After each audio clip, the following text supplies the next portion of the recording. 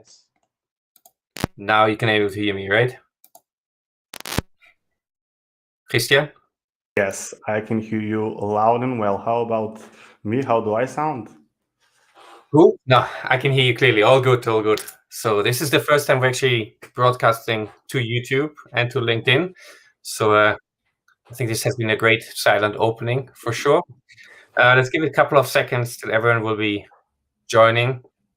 I think we have a small presentation already, but it will be fairly conversational. You have the option to comment. Via YouTube, we'll see the comment directly. If you're on LinkedIn, Jana will add the questions directly in here. So feel free to bring in any questions right away. And well, I think we can start looking at what we have scheduled today.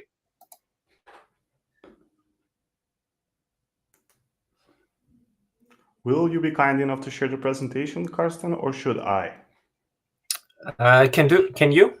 Yes, doing it now.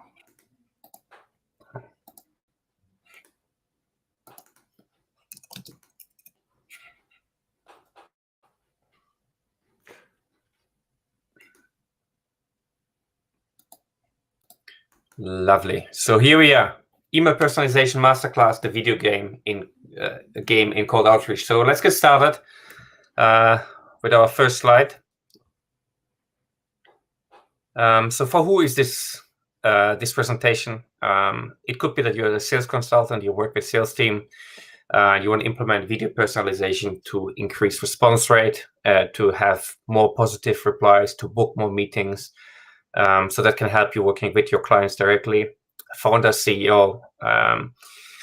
It could be that you would like to scale video prospecting for yourself. You could work with sales teams. You try to sell your product, but also, for example, to bring in funding.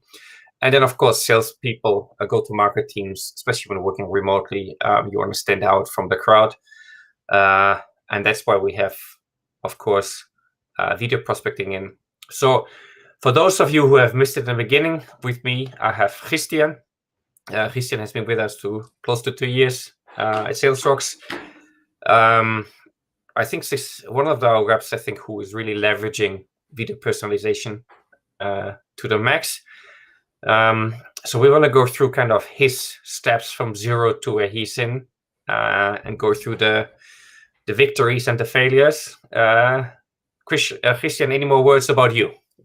Yes, well, hello everyone. Thank you all for joining. My name is Christian. As Karsten mentioned, I've been working with him and SalesRocks for almost 2 years now. Time sure flies by, Karsten. So I started from scratch, and you are well aware of that. So everything about cold email, cold calling, email personalization was completely new to me.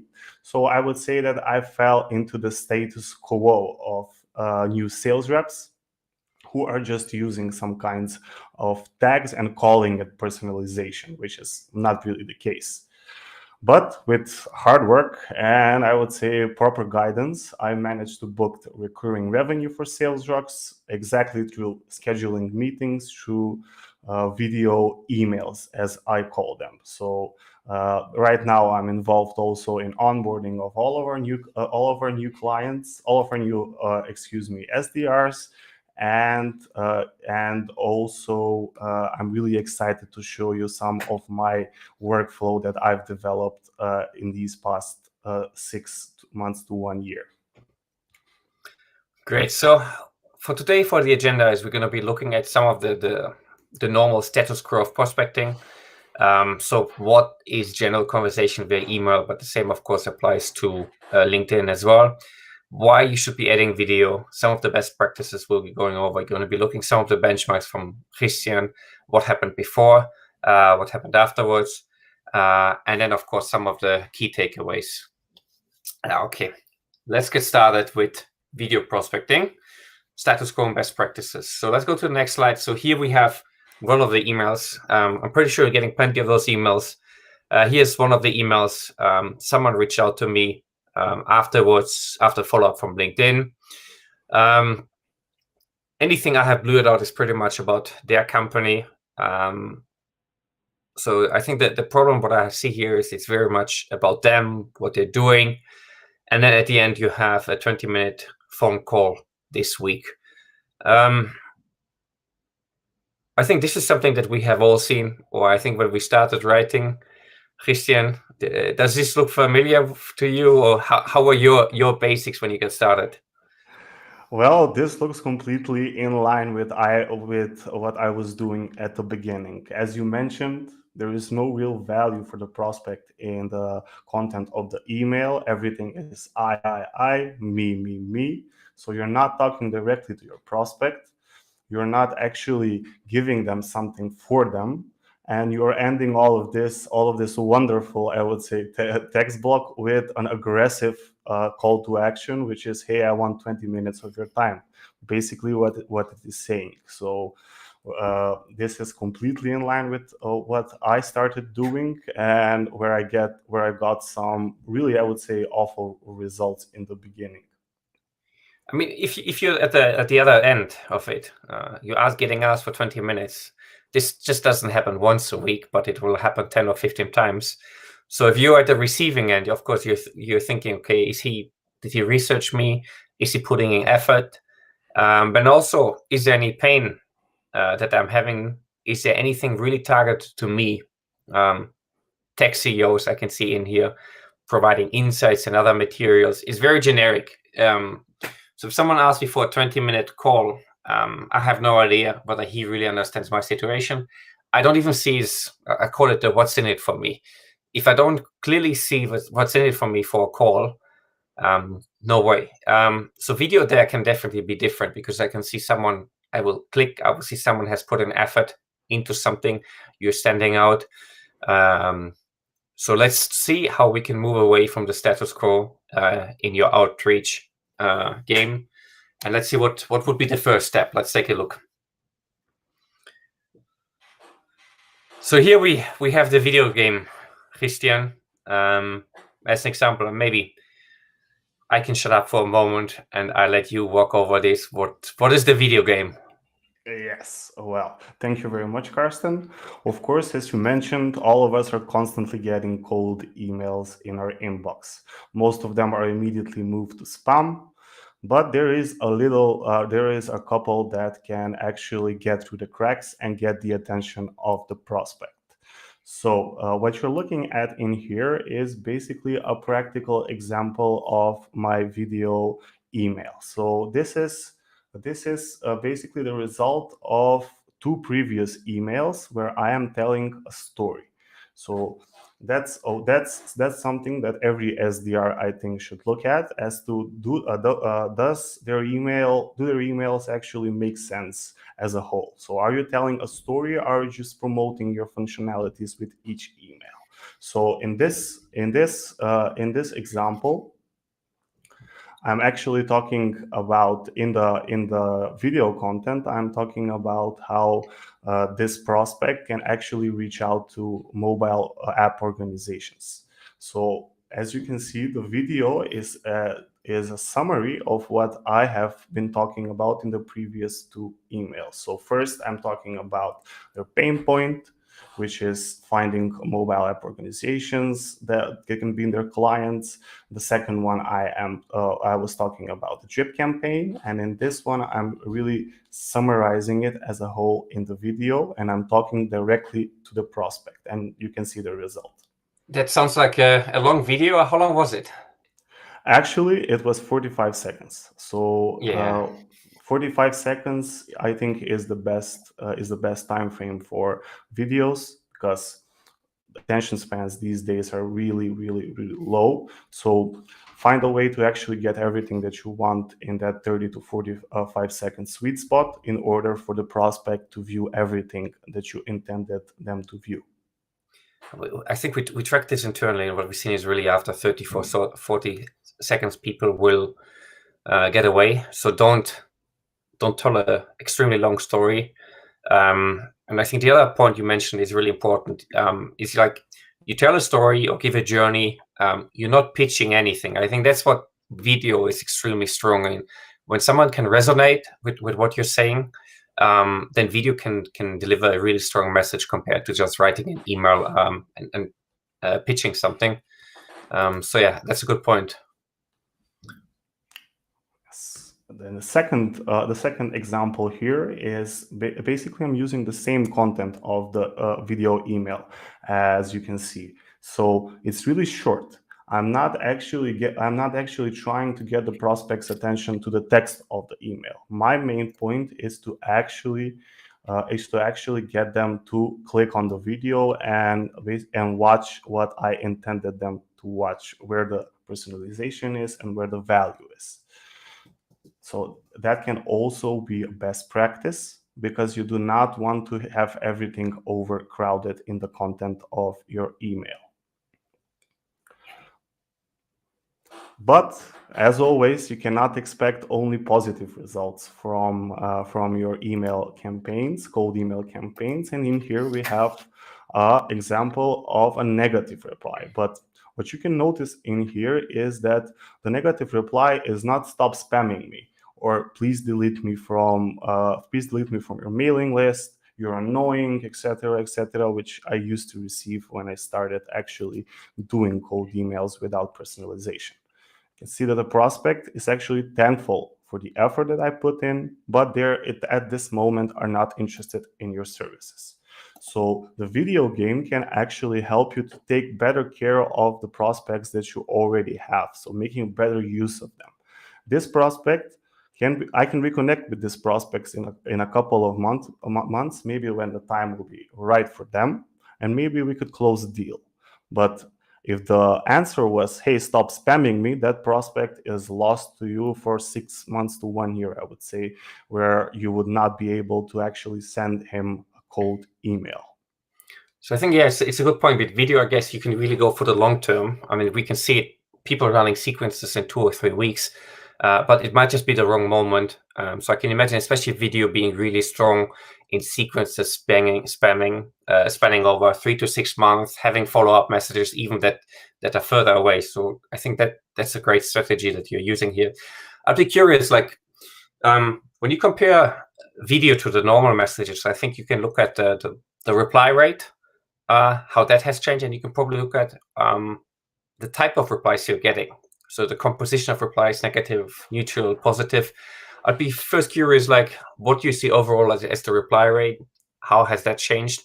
And then the positive reply rate. What are your thoughts there? My thoughts are that it really improves the ratio of positive replies. So even if you do not, maybe some campaigns will be low on return on replies, maybe they're out of office, etc. But I would say the most important statistic is how much the positive reply rate has improved. It almost quadrupled, and it ended up actually also moving each SDR in our team from 2 to 3 meetings booked per week using the status quo, to having 10 to 14 qualified calls each week. Why is that? Because with the video, what the video allows you is to talk with the prospect directly and give him a great idea into what it is that you are trying to do for them, what they could get out of you, basically, as you said, what is in it for me. The video is basically the platform best suited, I think, to speak to your prospects, I would say, because you only have that many lines of text that you can use in an email. Great. Now, let's see whether we can step up the video game a bit further. So we've mentioned videos. Now we can go a step further, and we can actually look at extended videos, and that would mean working with landing pages. So I think quite often is you can implement just a GIF of the preview in an email in your LinkedIn message, and you will get a significant boost in the click rate. Instead of just entering a link saying, "Here, click here," or "Here's a podcast, here's a webinar," having a link, I think people are more curious and click on that. Then you can connect it, and instead of just having a standalone video, you connect a video on a landing page. I think here's an example from what Christian has showcased. So I think you can see this landing page is for a specific ICP, right? What are your thoughts here? How are you using landing pages with specific ideal customer profiles? Not sure whether it's familiar for everyone. So ideal customer profiles, we segment different kind of clients who are similar and that they have different similar characteristic or traits. And based upon that, we have a similar pain point, daily jobs, things they want to aspire for. So you can see this. Who's your ideal customer profile here?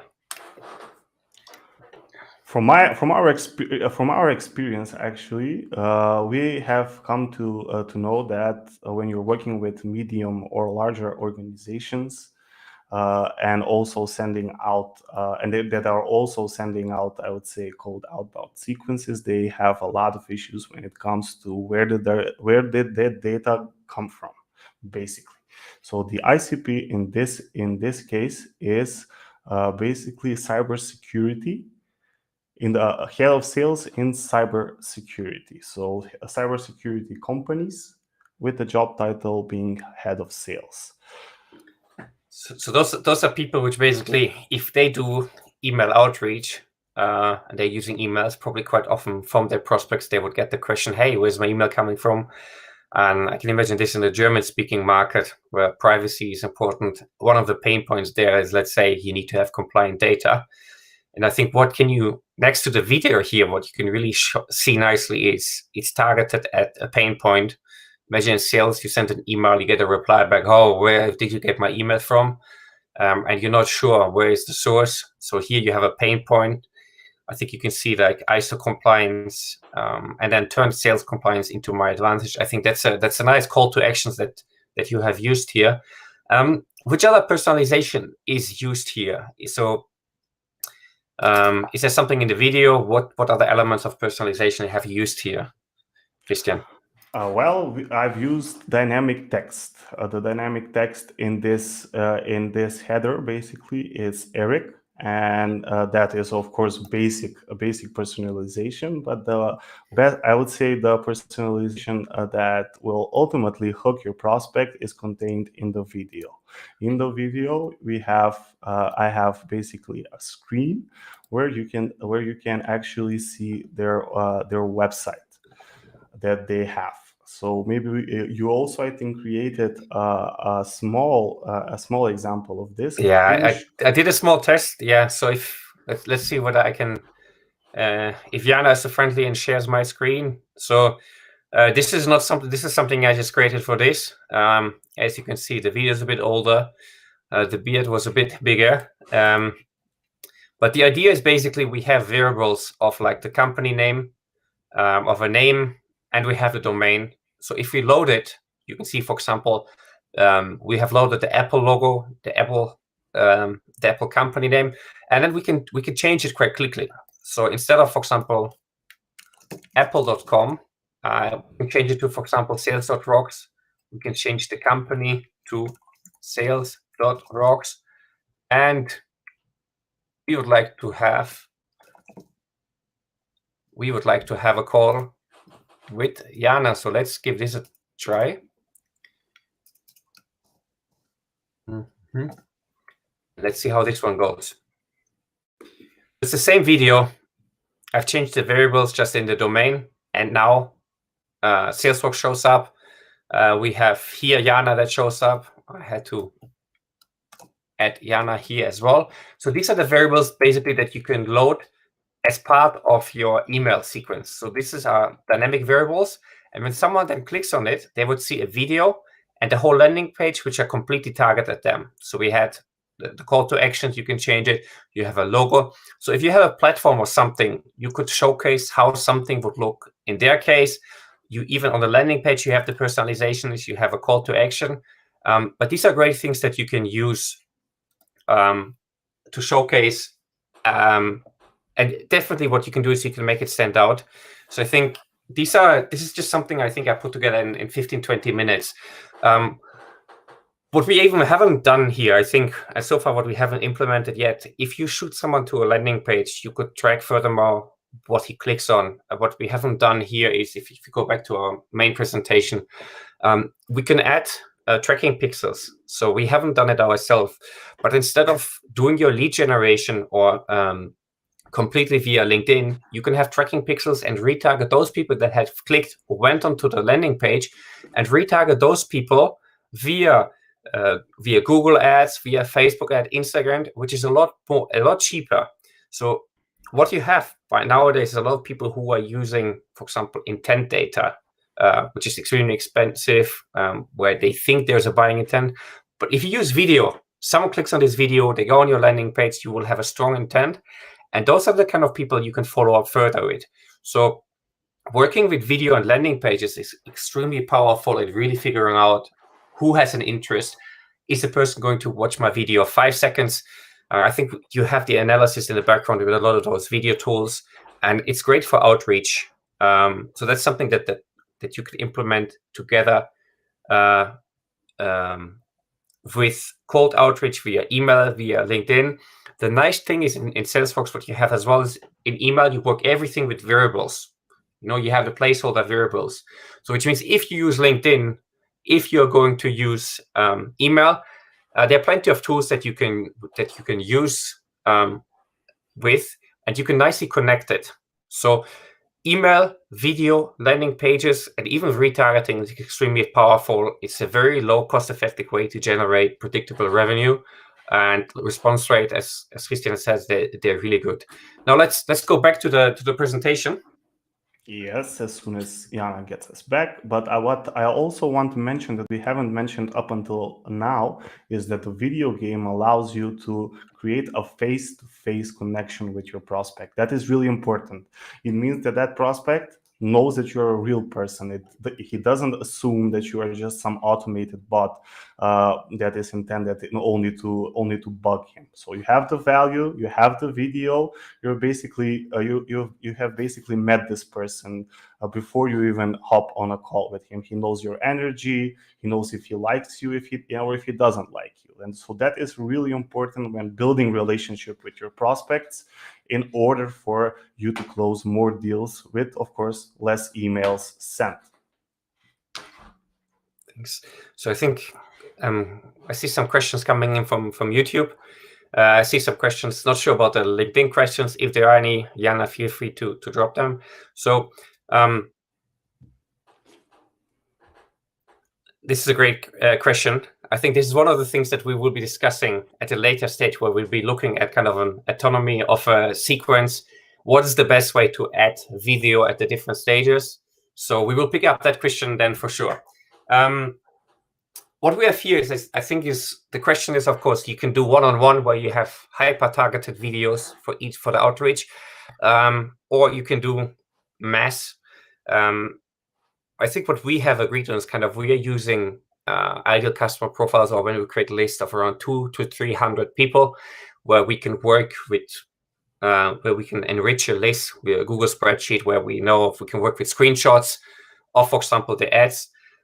We can work with the logo, and then you can work really in ratios of 3 to 400 and working with these kind of videos. If you have a message, let's say what Christian mentioned, that you work with specific pain like compliance, and you reach out to companies where you know compliance in sales is an issue, then you can scale these kind of videos and have a video and use it for 3 to 400 different clients. If you have this kind of video and you have the landing pages, you can further work on the landing pages, use the same video, but you work with different landing pages. Salesforce itself, at the moment, we don't have landing pages, but there's some fantastic tools out there. So feel free to reach out to us. We can actually put this together in a nice blog with some of our recommended software packages that they can use. And like I said, I think with Salesforce, the big focus on the data is on kind of getting the engagement via the hyper personalization of the GIFs and the omni-channel outreach. So far, this hasn't been our focus, but integration works extremely simple. And if your marketing team, if you yourself have some preferred software packages, then you're free to use that as well. Let's move ahead to the next slide.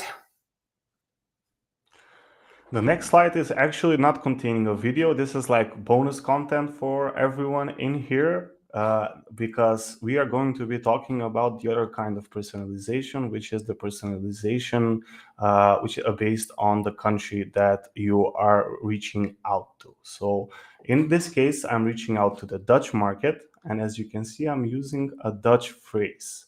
So from our experience up until now, we have found that using local languages actually triples the reply rate as well. So we actually tested this over many campaigns, because we're doing some campaigns all over the world.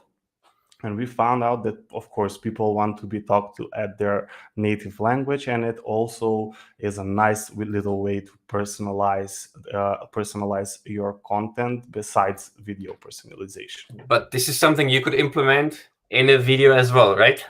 Of course, this is something that can be also popping up in the video. Let's take a look at the different ways of elements that you can use in terms of personalization. So we touched already on some of them. I think we touched on graphics. We have talked about, for example, how to use some of the graphics that you can use. It could be a screenshot of the website. It could be if you are targeting people who have an app in the store, that you create screenshots, automated screenshots of the store. So you work in a Google spreadsheet. Let's say you have 1,000 app developers or companies that have an app.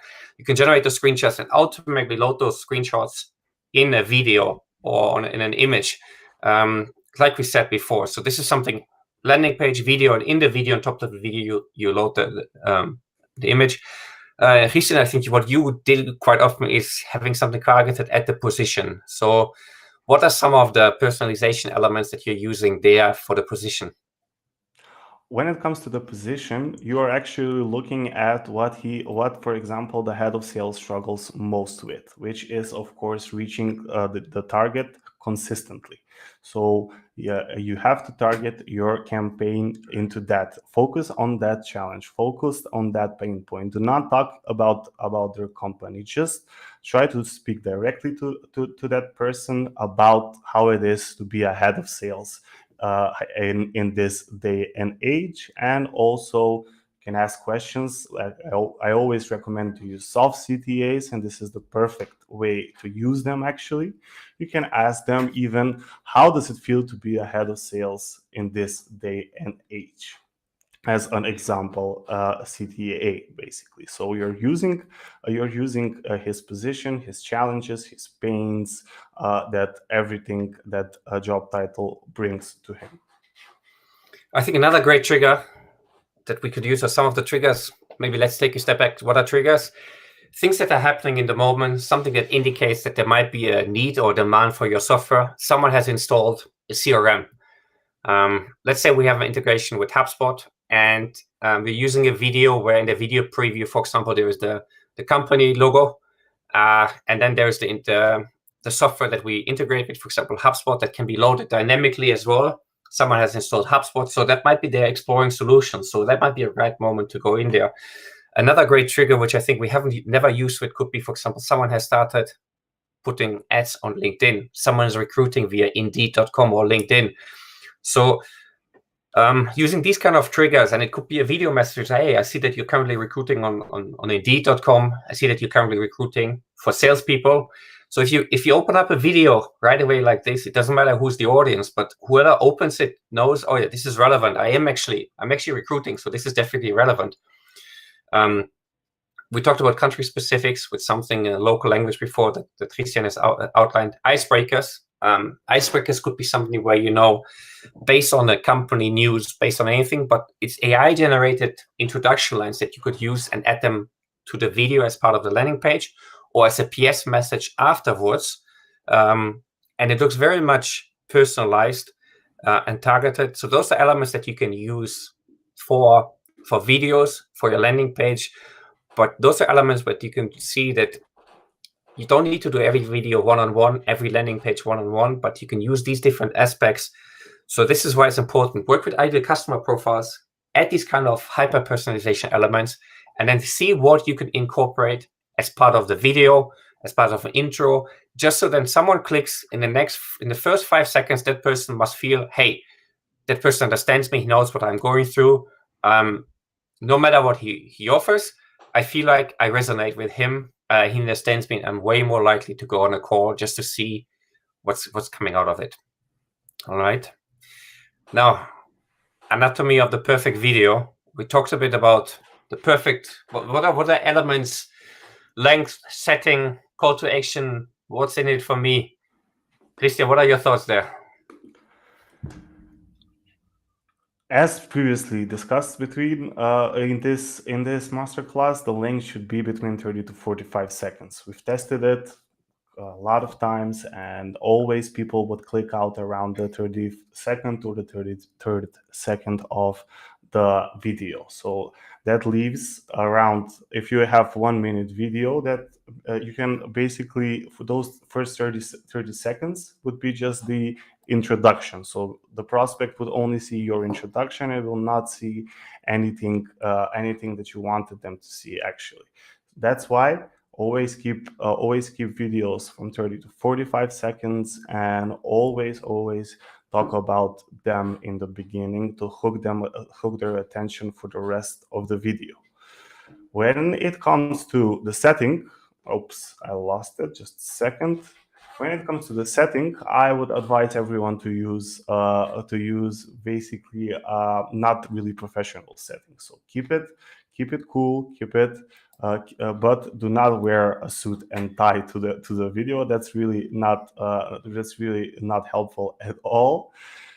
As it comes to the CTA, I think the video, especially if you combine it with a landing page, is the perfect time to actually tailor the CTA for their challenge, but also have your booking link behind that button, just like the example we had previously, and also about what's in it for me. You should always share some insights in the video and offer to get them some more materials into the challenge that they are facing, that you believe that they are facing as well.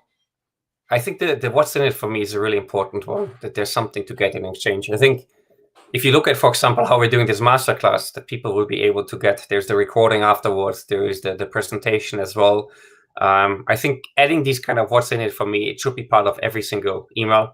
I think the setting, you want to provoke a response. So I can even imagine if you have your suit and your tie on, and then what you could do is later is after 20-30 seconds you get up and you have your swimming shorts there.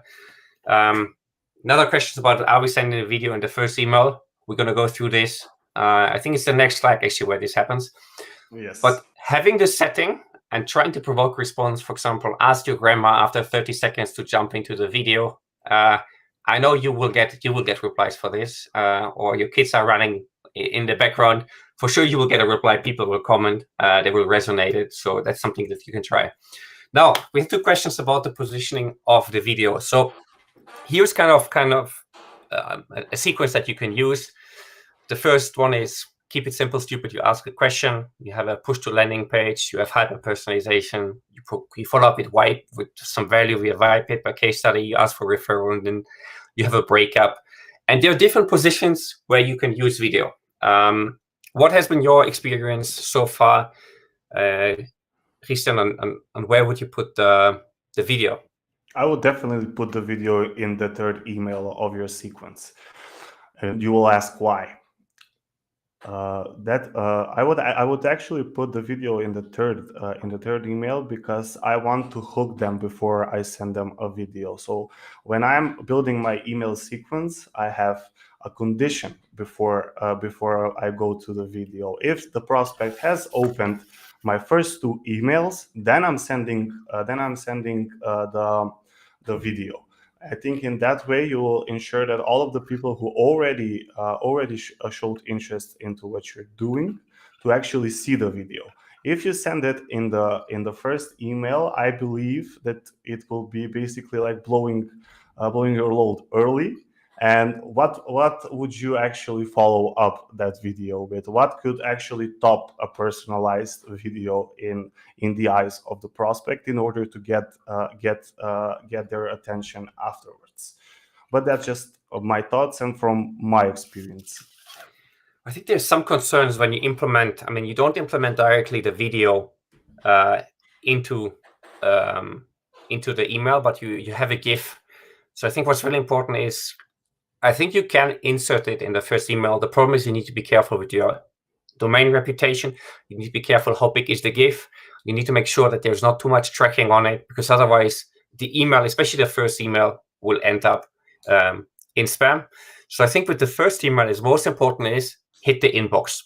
Don't make it too long. Keep it very conversational, very short.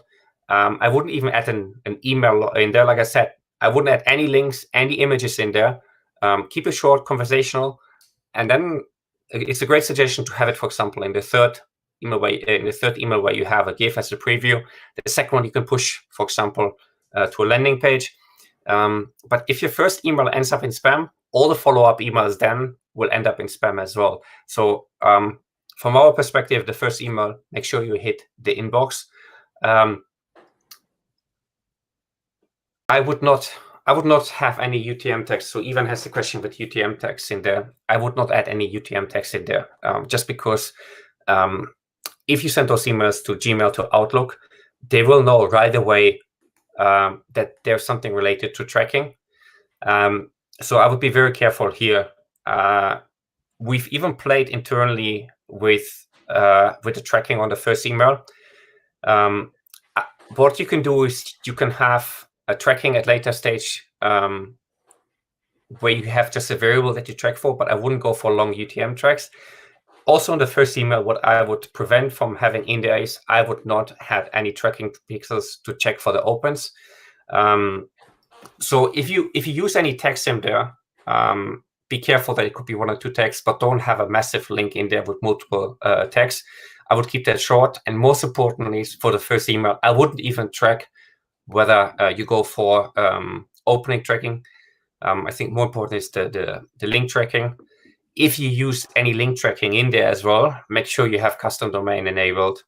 I would ask, there's a question from Kyle. I would ask a question, very, very short. Ask a question about something. Don't have a link, because with the link, you immediately is like, hey, it immediately feels like there's a sales. If you have the first email conversational, it's like, hey, I see that you're currently recruiting. I'd be curious, what is the ambition? Where's your company going to head towards? What is your biggest pain in scaling up the company further? You keep it very conversational. No link, because the first email this way will hit the inbox, and then at later stage you can add tracking, you can add video in it, but I wouldn't do it in the first email. So if the first email you received as conversational, you will hit the inbox and you might even get replies there already. Okay, here we have some of the benchmarks before and after to go over. Well, Christian, I think I've said enough again, so this is on you. Thank you, Carsten. Thank you. So these are some of the before and after benchmarks that we noticed before using image and video personalization, and after started implementing it in our strategy. So in the beginning, we were getting, as you can see, negative to no feedback from our prospects, which of course is a big problem, because that is basically what we do as salespeople. The people we wanted to engage with and also close, they were not responding at a sufficient rate. We were getting around 5% response rate, but only 20% of those 5% were positive replies. So if we got 20 replies, that is four positive replies out of 20 replies in whole, which is not enough, I would say. So after implementing video and image personalization, the whole team actually jumped to 10 to 15 calls out of their email sequences only. Basically, this is excluding cold calling. This is only email sequences. The second thing that we actually noticed in the beginning was that we were burning through way too many leads in some important target markets that we thought could be great for us as an organization to get into that market and find a lot of customers in those target markets. So we didn't actually put in a lot of personalization effort, and it limited us in the long end, because once you send an email flow to someone, I think it's decency that you should wait 6 months to 1 year before you try again. So once we started speaking to our prospects directly, investing more time into personalization, and also started using highly targeted lists based on ideal customer profiles that we created, suddenly we got some large commission checks, and also our activity was down when it comes to emails sent. So we were achieving targets, but we had less activity when it comes to email sent, but the bookings were through the roof. The third point I would also make is that the one that I made previously. Well, when using landing pages and video in your email content, it provides you with a nice way to actually share the message that you want to share concisely and precisely, because no one will be reading that block of text that you will write to them explaining what you could do for them. And even if by any luck you have a prospect book a call with you, he will come completely unprepared and unqualified for the meeting. So once we started implementing landing pages plus video combination, we actually had a better we defined our offering better, and also we noticed that a lot of the prospects were qualified once they were on a call with us. They knew everything about us. So that means that the landing page and the video did its job properly.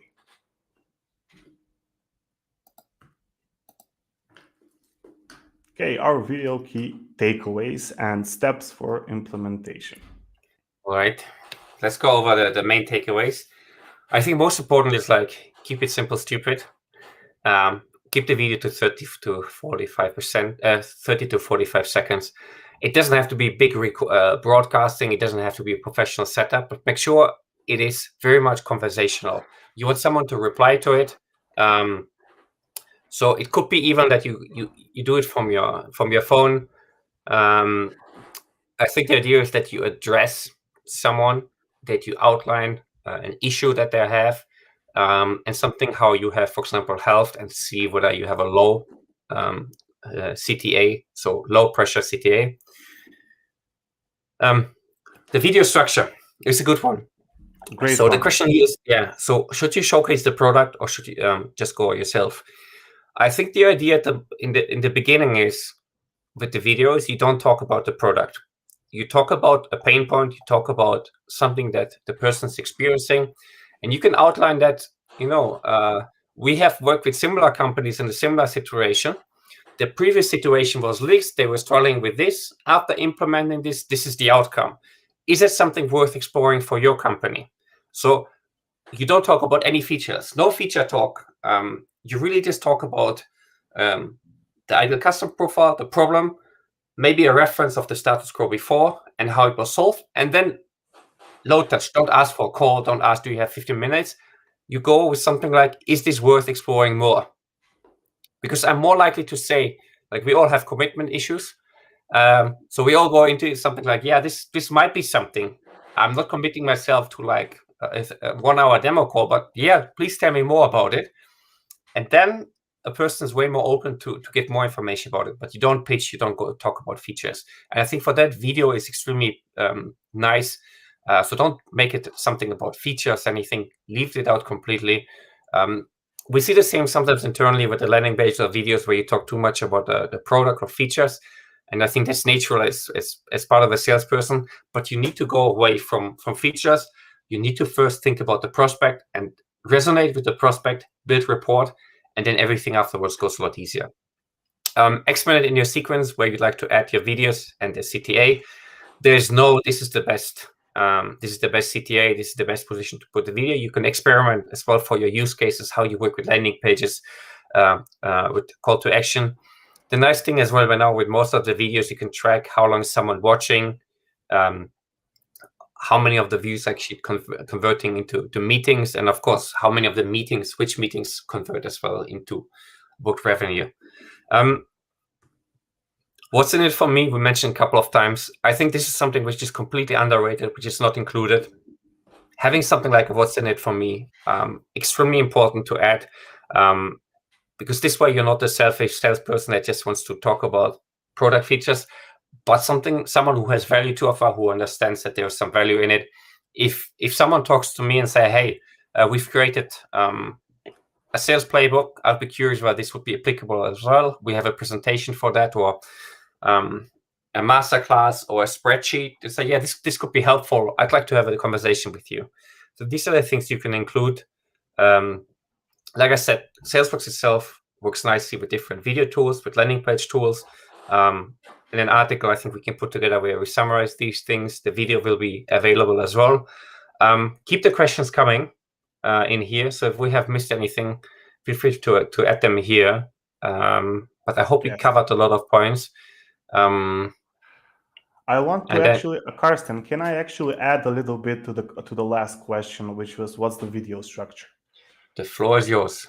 Yes. So the videos that we are using in the third email of the sequence, we are only filming ourselves. But when I have a use case where one of the prospects actually replied to that email positively and was actually looking for something. So he was looking to see something in the platform.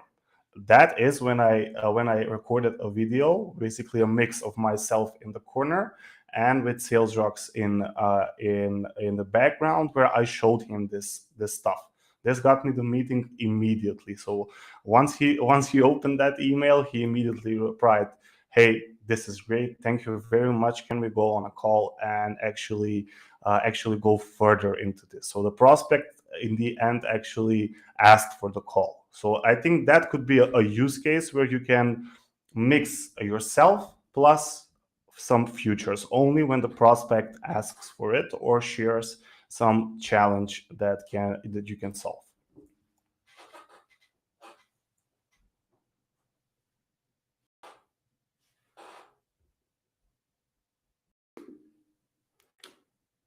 You're muted, Karsten.